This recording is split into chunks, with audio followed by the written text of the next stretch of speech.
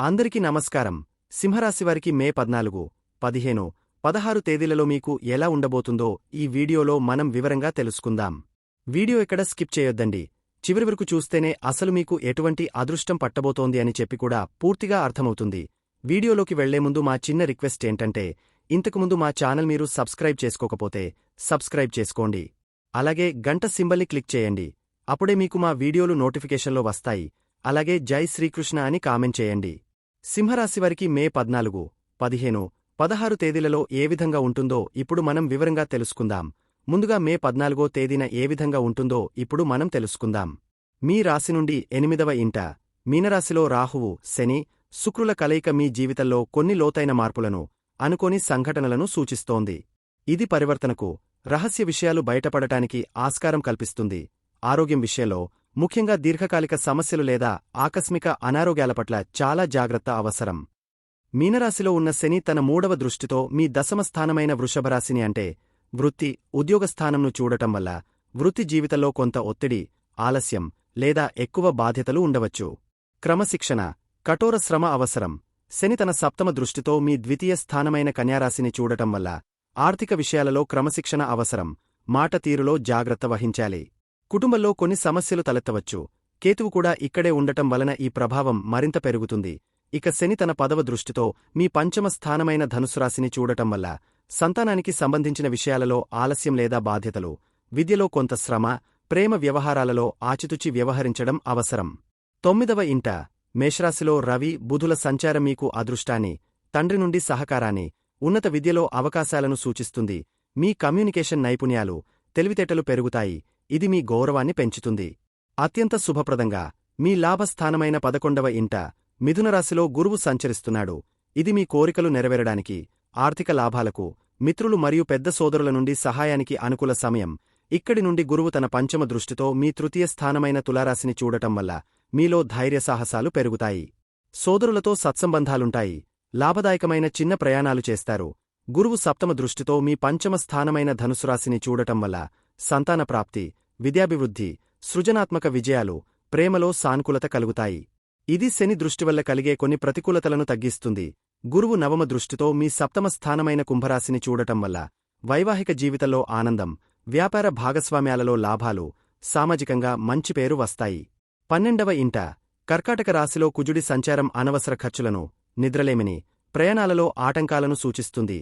ఇక్కడి నుండి కుజుడు తన 4వ దృష్టితో మీ తృతీయ స్థానమైన తులారాశిని చూడటం వల్ల మీలో శక్తి పెరుగుతుంది. కాని తోబుట్టువులతో వాదనలకు ఆస్కారం ఉంది. కుజుడు 7వ దృష్టితో మీ 6వ స్థానమైన మకరరాశిని చూడటం వల్ల శత్రువులపై విజయం సాధించిన, ఆరోగ్య సమస్యలు ముఖ్యంగా వేడికి సంబంధించినవి లేదా అప్పుల విషయంలో జాగ్రత్త అవసరం. కుజుడు 8వ దృష్టితో మీ 7వ స్థానమైన కుంభరాశిని చూడటం వల్ల వైవాహిక జీవితంలో లేదా భాగస్వామ్యాలలో కొంత ఉద్రిక్తత, వాదనలు సంభవించవచ్చు. అయితే గురుదృష్టి కూడా ఉండటం వల్ల సమస్యలు తీవ్రం కాకపోవచ్చు. మీ 4వ స్థానంలో చంద్రుడి సంచారం వల్ల గృహ సౌఖ్యం, తల్లి ఆరోగ్యంపై కొంచెం శ్రద్ధ అవసరం. మానసికంగా కొంత అస్థిరత ఉండవచ్చు. మే 15వ తేదీన ఏ విధంగా ఉంటుందో ఇప్పుడు మనం తెలుసుకుందాం. ఈ రోజు మీ కుటుంబంలో కొన్ని చిన్నపాటి చికాకులు తలెత్తవచ్చు. ఇంట్లోని వాతావరణం కొంచెం గందరగోళంగా అనిపించవచ్చు. దానికి కారణం మీ 4వ ఇంట్లో చంద్రుడి సంచారం. మీ తల్లిగారి ఆరోగ్యం పట్ల కొంచెం ఎక్కువ శ్రద్ధ చూపించాల్సి రావచ్చు. మీ మాటలో కాస్త కఠినత్వం కనిపించే అవకాశముంది. దీనికి మీ 2వ ఇంట్లో ఉన్న కేతువు, దానిపై పడుతున్న శని దృష్టి కారణం. కాబట్టి కుటుంబ సభ్యులతో మాట్లాడేటప్పుడు ఓపికగా, శాంతంగా ఉండటానికి ప్రయత్నించండి. లేకపోతే చిన్న విషయాలకే మనస్పర్ధలు రావచ్చు. ఆరోగ్యం విషయంలో ఈ రోజు కొంచెం అప్రమత్తంగా ఉండాలి. మీ 8వ ఇంట్లో రాహువు, శని, శుక్రుడు కలిసి ఉండటం, అలాగే 12వ ఇంట్లో కుజుడు ఉండటం వల్ల మానసిక ఒత్తిడి, సరిగ్గా నిద్రపట్టకపోవడం వంటివి ఇబ్బంది పెట్టవచ్చు.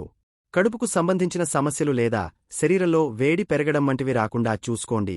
అనవసరమైన ఆందోళనలకు దూరంగా ఉండండి. మీరు చేస్తున్న పనిలో ఈ రోజు ఒత్తిడి ఎక్కువగా ఉండే అవకాశముంది. మీపై అధికారులు మీపై అదనపు బాధ్యతలు మోపవచ్చు లేదా కొన్ని సవాళ్లను విసిరవచ్చు. దీనికి మీ 10వ ఇంటిపై శని దృష్టి కారణం. మీతో పనిచేసేవారితో జాగ్రత్తగా మెలగాలి. మీరు అనుకున్న పనులు అనుకున్నంత వేగంగా పూర్తి కాకపోవచ్చు. కాబట్టి ఓపికతో ఉండటం చాలా ముఖ్యం. డబ్బు విషయంలో ఈ రోజు కొంచెం జాగ్రత్తగా వ్యవహరించాలి. 12వ ఇంట్లో కుజుడు ఉండటం వల్ల అనుకోని ఖర్చులు ఎక్కువగా రావచ్చు. మీ 2వ ఇంటిలో ఉన్న కేతువుపై శని దృష్టి ఉండటం వల్ల డబ్బు చేతికి అందడంలో కొంత ఆలస్యం లేదా ఇబ్బందులు ఉండవచ్చు. కొత్తగా పెట్టుబడులు పెట్టే విషయంలో తొందరపడకపోవడమే మంచిది. మీ వ్యాపారంలో ఈ రోజు కొన్ని అనుకోని అడ్డంకులు ఎదురయ్యే సూచనలున్నాయి. కొత్త ఒప్పందాలు కుదుర్చుకునేటప్పుడు అన్ని విషయాలను క్షుణ్ణంగా పరిశీలించి నిర్ణయం తీసుకోవాలి. మీ భాగస్వాములతో కొన్ని అపార్థాలు వచ్చే అవకాశముంది. శని ప్రభావం వల్ల మీరు చేయాలనుకుంటున్న పనులలో జాప్యం జరగవచ్చు. ఈ రోజు చదువుపై మనసు లగ్నం చేయడం కొంచెం కష్టంగా ఉండవచ్చు. మీ 4వ ఇంట్లో చంద్రుడు ఉండటం వల్ల ఇంట్లోని సమస్యలు లేదా మీ మానసిక ఆందోళనలు మీ చదువుపై ప్రభావం చూపించవచ్చు. మీ విద్యాస్థానంపై శని దృష్టి కూడా ఉండటం వల్ల విజయాలు సాధించాలంటే మీరు మరింత కష్టపడాల్సి ఉంటుంది. మీ 7వ ఇంటిపై కుజుడి 8వ దృష్టి ఉండటం వల్ల మీ జీవిత భాగస్వామితో కొన్ని చిన్నపాటి వాదనలు లేదా అపార్థాలు తలెత్తే అవకాశముంది. మీ 8వ ఇంట్లో శుక్రుడు ఉండటం కూడా కొంత ఇబ్బందికరమే. ఇలాంటి సమయంలో ఓపికగా ఉండటం, ఒకరినొకరు అర్థం చేసుకుని సర్దుకుపోవడం చాలా ముఖ్యం. మీ ప్రేమ వ్యవహారాలలో ఈ రోజు కొన్ని అపార్థాలు లేదా గొడవలు వచ్చే అవకాశముంది. 8వ ఇంట్లో శుక్రుడు ఉండటం, కుజుడి దృష్టి ప్రభావం వల్ల మీ మధ్య సంబంధంలో కొంత ఒత్తిడి నెలకొనవచ్చు. తొందరపడి ఎలాంటి నిర్ణయాలు తీసుకోవద్దు. మీ మనసులోని భావాలను మీ భాగస్వామికి స్పష్టంగా, ప్రశాంతంగా తెలియజేయండి.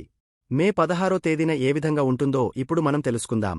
ఈ రోజు మీ కుటుంబ సభ్యులతో, ముఖ్యంగా మీ పిల్లలతో సంతోషంగా గడపడానికి మంచి రోజు. మీ పిల్లల చదువు లేదా వారి భవిష్యత్తు గురించి వారితో చర్చిస్తారు. అయితే మీ 2వ ఇంటిపై శనిదృష్టి ప్రభావం ఇంకా ఉంటుంది కాబట్టి కుటుంబ సభ్యులతో మాట్లాడేటప్పుడు మీ మాటలు కఠినంగా లేకుండా చూసుకోవడం మంచిది. గురువు అనుకూలత వల్ల ఇంట్లోని పెద్దల ఆశీస్సులు మీకు లభిస్తాయి. ఆరోగ్యం విషయంలో ఈ రోజు కొంచెం మెరుగుదల కనిపిస్తుంది. మీ 5వ ఇంట్లో చంద్రుడి సంచారం మీకు మానసిక ఉల్లాసాన్ని, ప్రశాంతతను ఇస్తుంది. అయినప్పటికీ మీ 8వ ఇంట్లో ఉన్న గ్రహాల ప్రభావం ఇంకా ఉంటుంది. కాబట్టి ఆహార నియమాలను ఖచ్చితంగా పాటించడం, అనవసరమైన ఆందోళనలకు దూరంగా ఉండటం చాలా ముఖ్యం. దీర్ఘకాలిక అనారోగ్య సమస్యలు ఉన్నవారు వైద్యుల సలహాలను తప్పకుండా పాటించాలి. మీరు చేసే ఉద్యోగంలో ఈ రోజు మీ సృజనాత్మకతకు, మీ కొత్త ఆలోచనలకు మంచి గుర్తింపు లభించే అవకాశముంది. మీ 9వ ఇంట్లో సూర్యుడు, బుధుడు ఉండటం వల్ల మీ ప్రతిభ అందరికీ తెలుస్తుంది. మీ లాభస్థానంలో గురువు ఉండటం వల్ల మీరు పడిన కష్టానికి తగిన ప్రతిఫలం అందే సూచనలున్నాయి. మీపై కొన్ని కొత్త బాధ్యతలు కూడా వచ్చే అవకాశముంది. వాటిని సమర్థవంతంగా నిర్వర్తించండి. ఈ రోజు మీ ఆర్థిక పరిస్థితి కొంచెం మెరుగ్గా ఉంటుంది. మీ లాభస్థానంలో గురువు ఉండటం వల్ల మీకు రావలసిన డబ్బు చేతికి అందవచ్చు లేదా కొన్ని కొత్త ఆదాయ మార్గాలు కూడా కనిపించవచ్చు.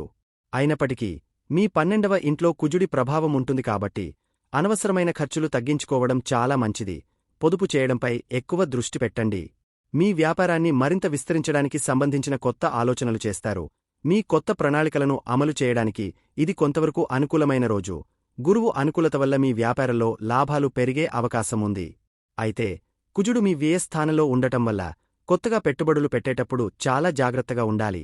మీ భాగస్వాములతో మీ సంబంధాలు మెరుగుపడతాయి. విద్యార్థులకు ఈ రోజు చాలా అనుకూలమైన రోజు. మీ 5వ ఇంట్లో చంద్రుడు ఉండటం, దానిపై గురువు శుభదృష్టి ఉండటం వల్ల మీరు చదువులో మంచి పురోగతి సాధిస్తారు. కొత్త విషయాలు నేర్చుకోవడానికి, మీరు రాసే పరీక్షలలో మంచి ఫలితాలు సాధించడానికి అవకాశముంది. సృజనాత్మక రంగాలలో ఉన్న విద్యార్థులకు ఈ రోజు విజయం లభిస్తుంది. మీ వైవాహిక జీవితంలో ఈ రోజు కొంత సానుకూలత కనిపిస్తుంది. మీ 7వ స్థానంపై గురువు శుభ దృష్టి ఉండటం వల్ల మీ జీవిత భాగస్వామితో మీ అవగాహన పెరుగుతుంది. మీ మధ్య ఏవైనా చిన్న చిన్న మనస్పర్ధలు ఉన్నా అవి ఈ రోజు సమసిపోతాయి. ఒకరికొకరు సమయం కేటాయించుకోవడం వల్ల మీ బంధం మరింత బలపడుతుంది. ప్రేమికులకు ఈ రోజు చాలా అనుకూలమైన రోజు. మీ 5వ ఇంట్లో చంద్రుడు ఉండటం, దానిపై గురువు దృష్టి కూడా ఉండటం వల్ల మీ మధ్య అనుబంధం మరింత బలపడుతుంది. మీ ప్రేమను వ్యక్తపరచడానికి లేదా మీ భాగస్వామితో సంతోషంగా గడపడానికి ఇది మంచి సమయం. కొత్త ప్రేమలు చిగురించే అవకాశం కూడా ఈ రోజు ఉంది. పైన చెప్పినవన్నీ సాధారణ గ్రహస్థితి ఆధారిత ఫలితాలు మాత్రమే. మీ వ్యక్తిగత జాతకంలోని దశాంతర్దశలు, ఇతర గ్రహాల బలాబలాలను బట్టి ఈ ఫలితాలలో మార్పులు ఉండవచ్చు. ఏదైనా ముఖ్యమైన నిర్ణయం తీసుకునే ముందు అనుభవజ్ఞులైన జ్యోతిష్యులను సంప్రదించడం ఎల్లప్పుడూ మంచిది. మొత్తంమీద సింహరాశివారికి ఇది మిశ్రమ ఫలితాలనిచ్చే సమయం.